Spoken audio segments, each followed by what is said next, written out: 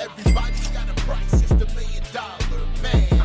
Podcast in demand. Understand, everybody's got a price. $1 million man. Everybody's got a price. $1 million man. Everybody's got a pod, it's the $1 million man. Podcast in demand. Understand, everybody's got a price. $1 million man. What's up, everybody? It's Marcus D'Angelo, and we are back for another episode of Everybody's Got a Pod. And of course, I am joined by the $1 million man himself, the Hall of Famer, Ted DiBiase. Ted, what's going on, man? Ho, ho, ho. Merry Christmas and a very prosperous New Year, as the $1 million man would say it. Fantastic stuff, especially coming off the heels of our last episode where you bought Santa Claus. Never thought it would be possible. Yeah, But, like I say, everybody's got a price. Well, look, it's speaking of the last episode and all the episodes that we've done thus far this year, this is going to be our last episode of the year. And believe it or not, Ted, you and I have been nominated for an award. So our podcast has been named a finalist for the 2024 Best Wrestling Podcast by the Sports Podcast Awards. And man, what an awesome honor it is. We haven't been doing this a year, but we're being recognized for our work. Wow, that is awesome. And a lot of that work is your work. your hard work. I mean, it's kind of like, and I told Melanie this, I said, Marcus is good. I mean, I said, he goes up and he digs into things, and he's bringing up stuff that I had totally forgotten. Well, look, it's this podcast would not exist without you, brother. I could not be more happy to be doing this work, and especially be getting recognized for both of our hard work, because certainly I don't do it alone.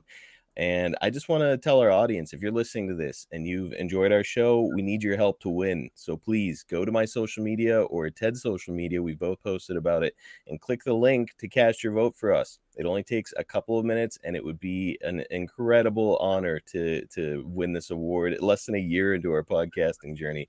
So you can find the link on my X account at Marcus P. D'Angelo or on Ted's social media at MDM Ted DiBiase. Go and cast your vote right now. So speaking of supporting our show, I have to do my usual reminder about subscribing to our YouTube channel, youtube.com/@ Everybody's Got a Pod. Stories that you will not hear on the podcast are over there, and we drop them as YouTube exclusives every single Monday. So again, if you're enjoying what we're doing, you're missing out on big chunks of the story from Ted. Just go to youtube.com/@ Everybody's Got a Pod. Go get subscribed right now. All right, let's get into these listener questions, Ted. I mean, boy, did they bring it this week. Okay. And yeah, we'll get through as many as we possibly can, and we'll roll the other ones over to the next time. So here we go. We've got Johnny Rose up first. He asks, being a huge fan of British wrestling, I'd like to know Ted's memories of teaming with UK great Pete Roberts in Japan. Any memories he may have of other British wrestlers over the years? Pete Roberts is a great guy and a great wrestler. He had his own style, and I did on occasion have opportunity to tag with Pete in Japan, and of course, but it was the Japanese style of wrestling is a little bit different too, but to best answer your question is like, yeah, Pete was really good, and Pete was very good at adapting to the Japanese style, as I had to as well adapt. And again, when you're in Japan and you're a gaijin means foreigner, then you're the heel. You're the heel, and unless, of course, the fans and sometimes will turn you babyface depending on your work. But no, I had a world of respect for Pete, and very good, unique style. And I guess I would call it a more British style, and I enjoyed it. I thought it was great. Stuart Duncan is up next. If you didn't become a wrestler, what would your ideal profession have been? So, Ted, backup plan, anything else stick out to you? Well, I grew up in the wrestling business. My father was a wrestler. My mother was a wrestler. That's how they met, by the way. My mother's wrestling name was Helen Hill. You can look her up if you're a big wrestling fan, and she was a beautiful woman. Mm-hmm. And she also knew how to sell. She was a good female wrestler. But I grew up in this business, and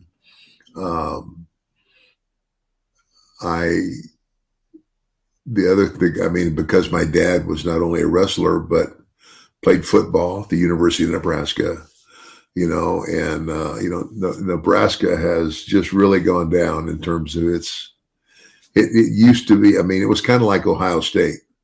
Every year, Ohio State is in the top 5 somewhere, or the top 10 somewhere. That's the way Nebraska used to be. Yeah, it's not anymore, and that's sad to say, and I don't know why. But I was a big football fan, and so I had early on, I had visions of going to, and I did go to college on a football scholarship, but I realized in college that I was not going to be NFL material because I was pretty slow. As a matter of fact, one day, one of the coaches looked at me and said, "DiBiase, I love your tenacity, but dang it, we're going to have to start timing you with a sundial."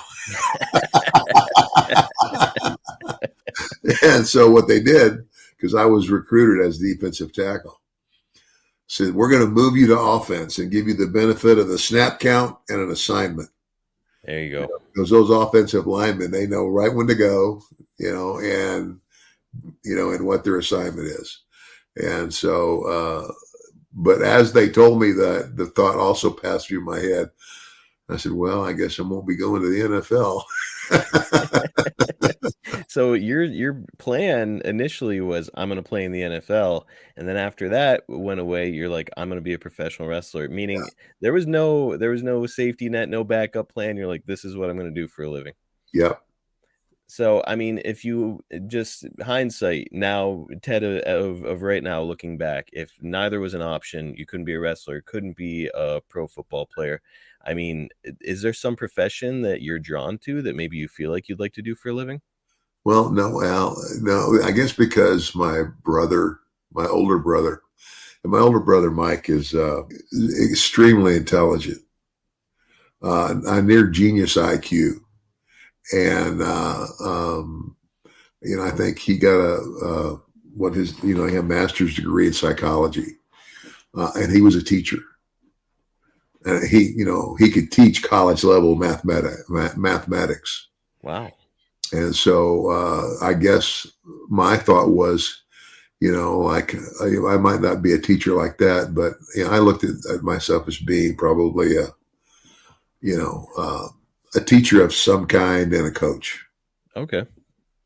We've got another long question here next, but it's one that I've seen asked quite a lot since we've started the podcast. So it's finally time. Jonathan O'Dwyer asks, as critical as Ted has been of Ultimate Warrior through the years, still in the self-destruction DVD, he said that Warrior respected Ted's knowledge of the business, and he never personally had a problem with him when they were working together. And in Ted's book, Every Man Has a Price, he said that Warrior was one of the guys he said goodbye to when he left the WWF in 1996. So my question is, does Ted have any good memories of spending time around Warrior? It sounds like it wasn't all bad back when they were working together, and the animosity grew in retrospect. I wish they had buried the hatchet. Yeah, well, it's kind of like when and I've said that I had no use for the guy because he didn't respect the business. It was kind of like, I had all the respect. I mean, to have a body like that takes a lot of discipline. Yes. Not, what you eat and how you train and how dedicated you are to it. So I respected that about him.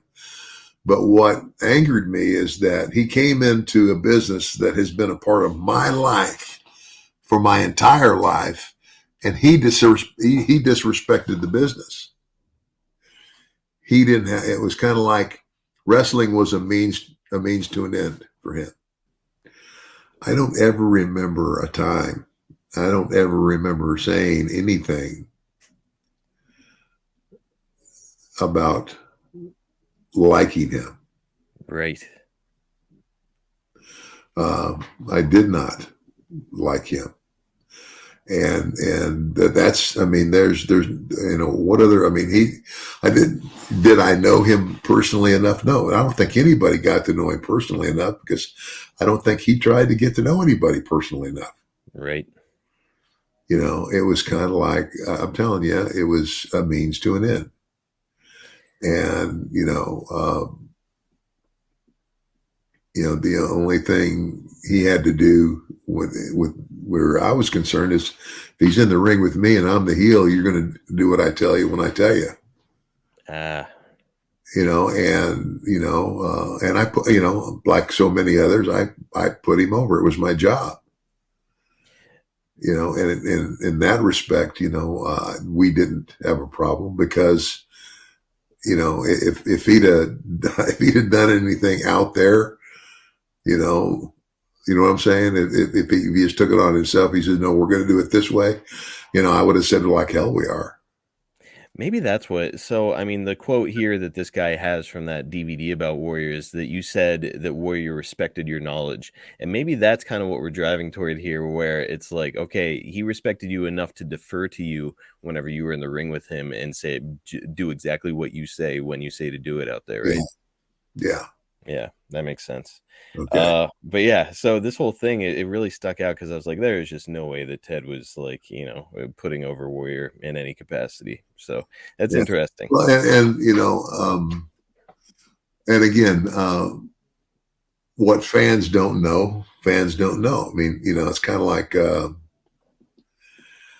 okay, I'm a huge football fan. I'm a huge professional football professional football fan. So, okay, as a kid growing up, Dick Butkus, number 51, defensive middle linebacker for the Chicago Bears, one of the toughest SOBs ever, and had the reputation of being just I don't think there's anybody that didn't respect Dick Butkus. And I don't know anything about his personal life or his personal history. And I don't know, and it's like, what I'm trying to say is this: it's like, here's this guy who was a phenomenal football player, but in real life, how do I know that he wasn't a jerk? Right. Or how would I know if all his teammates thought he was an asshole?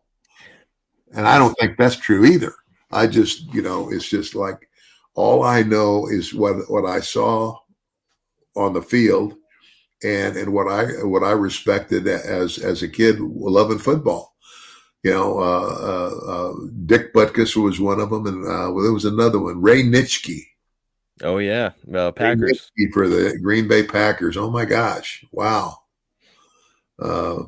But you just never know. To your point, it's kind of like separating the art from the artist, where I think that a lot of fans look back on the Warrior and think of him really fondly, because they're like, oh man, I had this toy of him as a kid, and I remember his promo, and it was fun because I didn't know what he was saying, but it didn't matter because I'm excited because he's excited.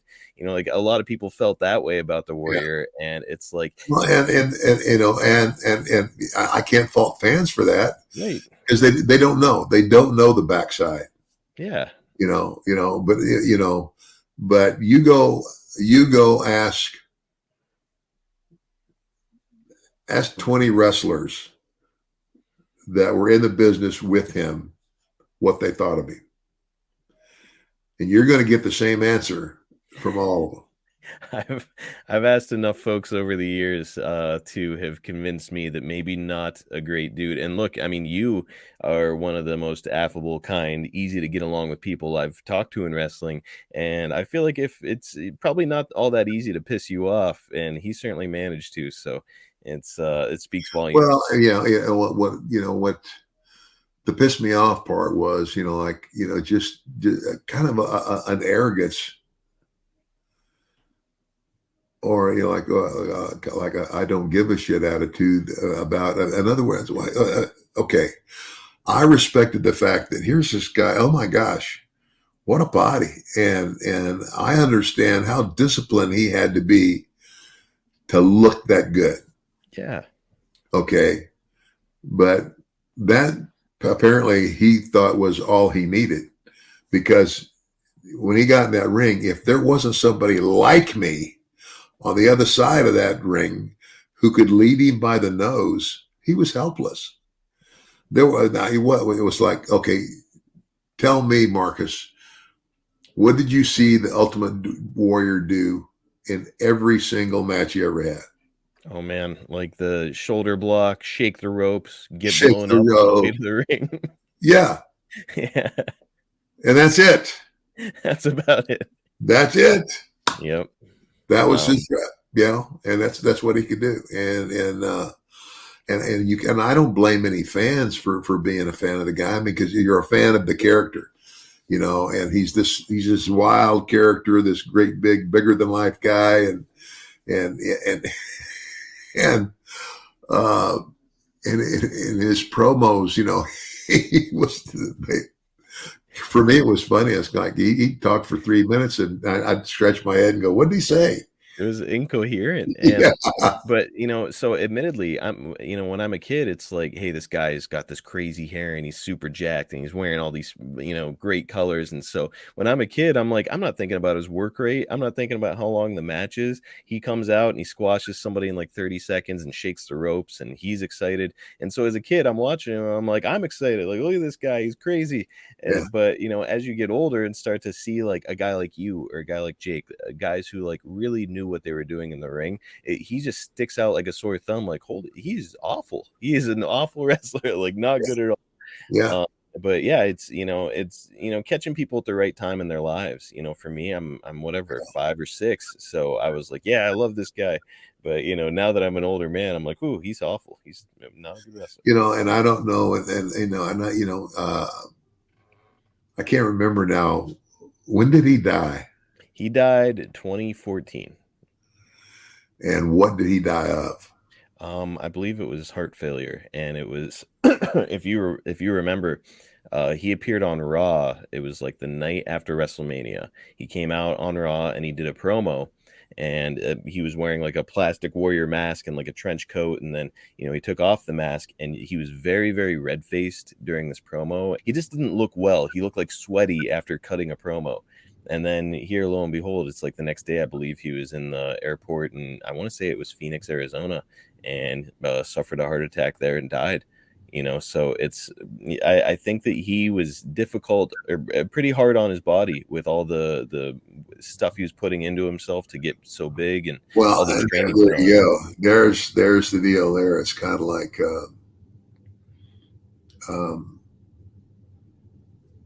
and I can't remember. I know that they eventually started testing guys for, steroids and stuff, but I don't know if they were doing that at the time that the Warrior was with us. But They did. And what's funny is, Warrior went away for a little bit, and then I believe he made a return in like 92 or something.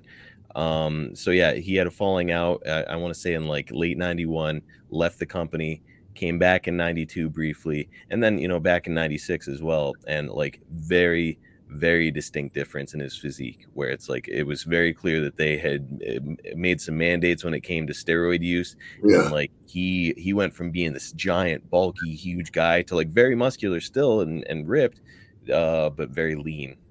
Same yeah, thing happened to Hogan. If you look at Hogan from the 80s versus the 90s, it's like still very muscular guy, great shape, but nowhere near as big as he once was. yeah. So you can see the effects of the steroid trial. Okay, we can hammer on.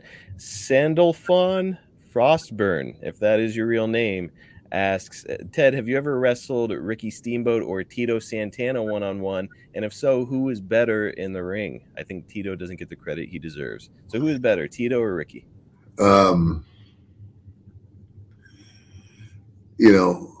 Tito and I go way back. Tito Santana, uh, his real name is Merced Solis.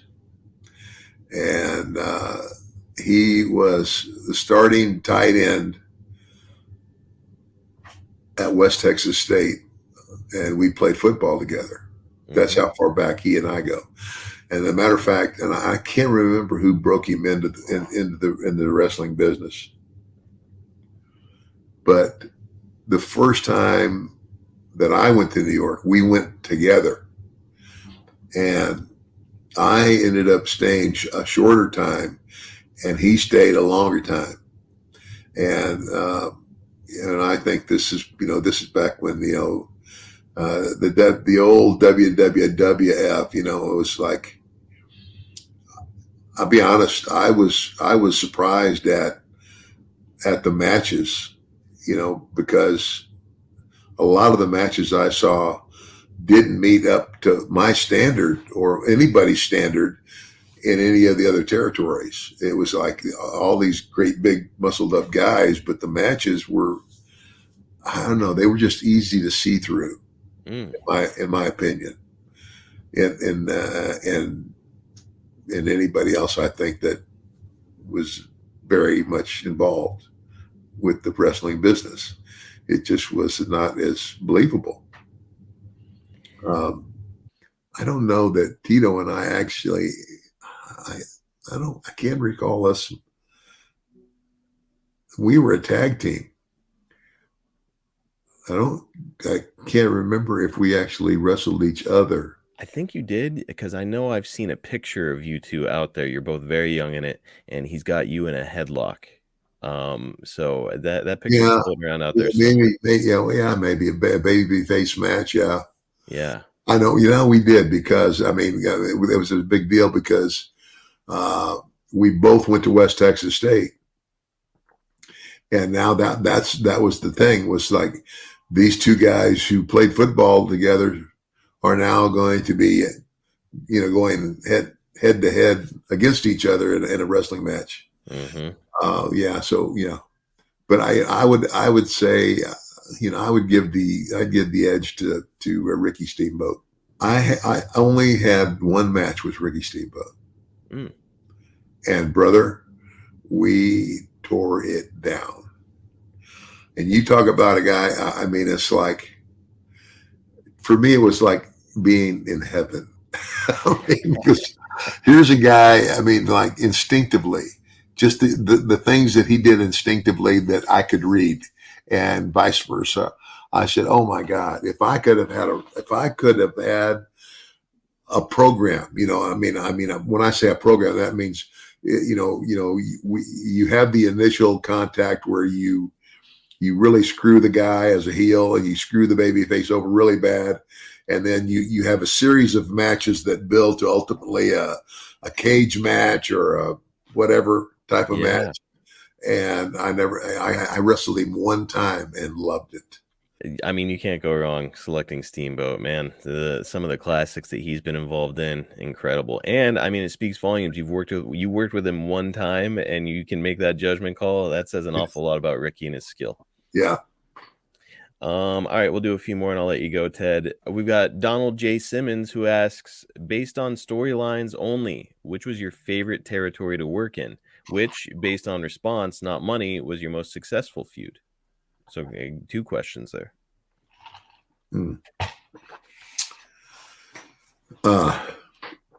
Based on storylines? So, let's start there. He asked, based on the storylines, which was your favorite territory to work in? So, you had some great stuff in Mid-South, but man, a lot of the stuff you did in WWE is phenomenal. You and, as we've talked about, Tommy Rich, some really good stuff. So, you could go a lot of different directions here. Yeah. You had to pick one.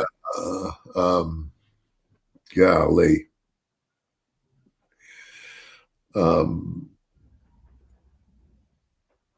I would probably have to say, because it was most memorable for me, was that, I had been a babyface in Mid-South from the very beginning.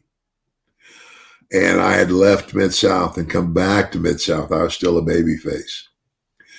But when I turned heel on Junkyard Dog, Mm-hmm. that was probably in terms of drawing and, money making, for territorial wrestling.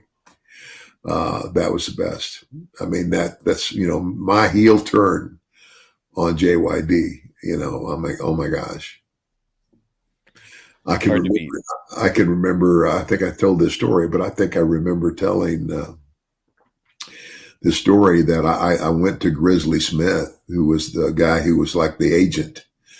He showed up at the show in New Orleans. And and it was specifically New Orleans because the crowd in New Orleans was, about 90%, black. And they loved JYD, right? And they, up until that time, they had loved me. So I told Grizz, I said, I'm not driving my car to New Orleans.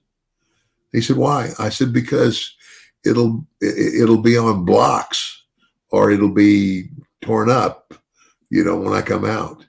And he says, okay, I get that. He says, well, you ride with me, I'm neutral. So I rode with him. JYD and I go out there and of course, we do, he just beats me from pillar to post and the crowd's going wild and I slip in and load the glove and knock him out and we'll see you next week and draw another crowd. And so I go back and I'm showered up and everything and Grizz comes walking in the dressing room, puts his hands on his hips and he's looking at me and just shaking his head. I said, what's wrong, Grizz? Just shaking his head. I said, something wrong with the match? He said, the match was great. I said, so what's wrong? He said, they slit my tires. All 4 of them. I see. I said, they only slit your tires. I said, if I'd have driven my car would have been on blocks. They'd have taken the tires.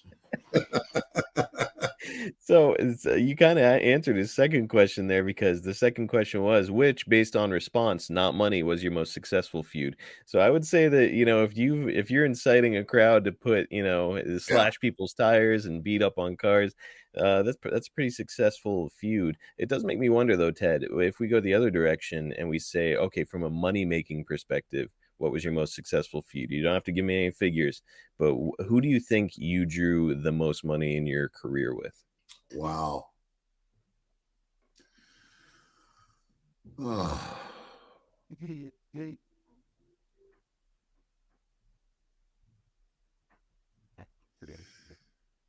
Man, oh man, oh man. It's got to be in WWE, right? Yeah, and it's like and I was a heel from the get-go there, $1 Million Man. Who did I start off with there? Do you remember? Well, I'm trying to think, obviously they always say like you want to be the heel in the main event because that's where you make the most money. So I'm trying to think, okay, who is he main eventing with? Well, And gotta be Savage, Hogan. WrestleMania 4 was my first WrestleMania. Mm-hmm. And I, ended up, it was a tournament to declare a new champion. And that was because I seemingly had bought the title from Andre the Giant. And the main event there was me and Savage at WrestleMania 4. And I think as far as a significant, because it changed so many things. Basically, I changed Randy, who had been a heel. I came in and made him a babyface in one match. Mm-hmm. And so that one match, was, it was the springboard for the rest of my wrestling career. Me and Savage at WrestleMania 4. And the really cool thing about that is we had this great match, and that was the first time Randy and I had ever wrestled each other. You guys tore it down, and actually we talked about that, and it would have been the second episode of our podcast. Yeah. For want to go back into the archives and have a look. So, and then following that, you and Savage, as we discussed, you guys would continue a program. And I mean, we're talking about SummerSlam '88, the cage matches. You're kind of working the loop with him. That's got to be the most money you made? Yeah. Over the course of your career, right? Yeah, I would say so. Yeah. That's a hell of a good run. Okay, a couple more quick ones and we're all done. Rob Sykes asks, who is the biggest cheapskate in the WWF or WCW? Who is the cheapest guy you traveled with or saw, cutting corners? Okay. Oh gosh. I'm going to say Savage. I mean, Randy was notorious for, there would be times where, like, we'd fly into Chicago and we'd be there for we'd wrestle in Chicago on a Friday night, Saturday night in Milwaukee, Sunday night in Green Bay, and then drive all the way back to Chicago, and to get on a flight out the next morning. Well, by the time you get back to Chicago from Green Bay, it's late. And and Randy wouldn't get a hotel room. He and Elizabeth would sleep in the rent-a-car because he was too cheap to get a room. I didn't even factor in Liz in all this. I'm like, oh yeah, Savage sleeping in his car, and then you said he and Liz, so he's forcing his wife to sleep in a rental car. That is next level cheap. Wow. Yeah, and so Randy was pretty tight. He was notoriously tight. Did you ever do that thing? I always hear about guys over the years who would see who could stay in the worst, cheapest hotel. Did you ever do that, or not for you? I tried not to. Jake told me about staying in a $6 per night hotel once, and oh man. Oh gosh. Did not sound I'm gonna tell you what, right here in Jackson, Mississippi, where I don't live in Jackson. I live in the suburb of Jackson, but I'm telling you what, there was one hotel, and Jackson was not a place where we often stayed over anyway. And when we did stay over, we stayed over like at it was like in going north on Highway 55. There was a pretty nice hotel there, but this one, for whatever reason, every hotel in the dang city was full. There was something going on, and we had to stay in this Dewdrop Inn that was right on the borderline about the worst part of Jackson, Mississippi. It's kind of like, you can hardly sleep for wondering if somebody's going to bust through your door. I can't remember the name of it, like the Dewdrop Inn. I don't know. Oh man, it's some of the places I've heard about. Ugh, awful. Yeah. All right, last one, and I'm letting you go. Jimmy asks, what is your favorite food and which city has the best? Ted, I'm from Pittsburgh. Have you ever tried Permane Brothers? Have I ever tried what? Permane Brothers sandwiches, the famous Pittsburgh sandwich. Oh yeah. Pretty good. Pretty good. Pretty dang good. But my favorite food, well, being raised in an Italian family, lasagna, spaghetti and meatballs, spaghetti and Italian sausage. All right. That's a killer. Yep. But the other, and of course, now the other half of my upbringing, I spent a large portion of my life in Texas and in Arizona. So you find me a good Mexican food restaurant, and I'm there. Ooh. Enchiladas and tacos, and it's not Taco Bell. No, sir, not down there. I'll even eat Taco Bell, but no, yeah. We had there was the one restaurant in Benson, Arizona, which is 35 miles from Wilcox, Arizona, where I went to high school. Mm-hmm. Benson, Arizona is only about 50 miles from a very famous Western town, Tombstone. Ah, okay. And Benson. And yeah, there was my grandmother's truck stop was on the west side of Benson. And she had this great big sign. I mean, you could sign. I mean, it looked like the size of a full 18-wheeler, and that's what it's in the shape of, an 18-wheeler. Marie's truck stop. On the other side of Benson, on the east side, going back towards Wilcox, was Jesse's Mexican food. My grandmother would call Jesse's and order us like a whole pan. Like a whole pan of beef enchiladas and the whole works. So yeah, I mean, Italian and Mexican. Yeah, that's me. Now, what city had the best Italian that you've had? Oh yeah.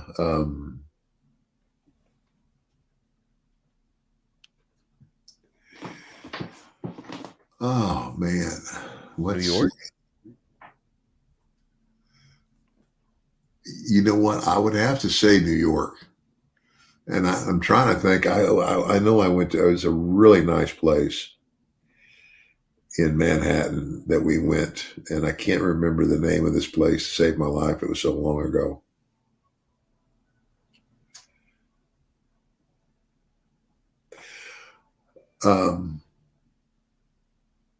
But I don't remember the name of the place. But I remember one night that when we were in there eating and having a few cocktails, that there was a back room, and all of a sudden, I guess everybody was getting ready to leave from that back room, and right through and past us sitting there and out the door was John Gotti. No way. Yeah. Oh my Yeah. God. Yeah. That is crazy. Yeah. Well, look, if John Gotti is eating there, there's some damn good Italian food there. Yeah. Oh man. Oh, we're not going to beat that, Ted. That's going to wrap us up for today. I'm hungry now, so we've got to go. Okay. But man, there's plenty more questions left. We will roll them over onto the next one, so don't worry, folks. Next week, we're going to be back in action with WCW with a look back now to January 1997. So our first look at 1997 in WCW. So also, you guys all know what that means. We're going to be talking about the infamous sold-out 1997 pay-per-view with Ted on commentary. It is a really fun, ridiculous pay-per-view, so we'll be discussing everything that happened there. Before we do go, I want to remind you all that if you'd like to get this podcast with no commercials and get access to a ton of sports, entertainment, and other shows, get over to premierstreamingnetwork.com and sign up for Premier Plus. If you're a wrestling fan, you are going to love it there. There's so much content. Again, it's premierstreamingnetwork.com. Sign up for Premier Plus today. If you're enjoying our show and you're listening on your podcast app, do us a favor, like, subscribe, leave us a 5-star review. Helps Ted and I out a bunch. Also, do not forget to vote for us for the best wrestling podcast of 2024 through the Sports Podcast Awards. Man, that's going to mean a lot to Ted and I. Follow Ted at MDM Ted DiBiase on all of his social media. Follow me at Marcus P. D'Angelo on X, and follow Premier Streaming Network at Watch on Premier on X and at Premier Streaming Network on Instagram and Facebook. I love doing these Ask Ted Anythings. We just never know what direction we're going to go in. And now I'm salivating because of all that food talk at the end. So I love getting to take these different avenues with you, brother. Well, that's great. I'm loving this too. But as we go, as always, I have to remind all of you fans out there, I can't ever end or begin the show without reminding you that everybody's got a price for the $1 Million Man. And have a very happy and prosperous new year. Absolutely. Happy New Year to all of our listeners. We appreciate all of you guys, and we will catch you next time right here on Everybody's Got a Pod.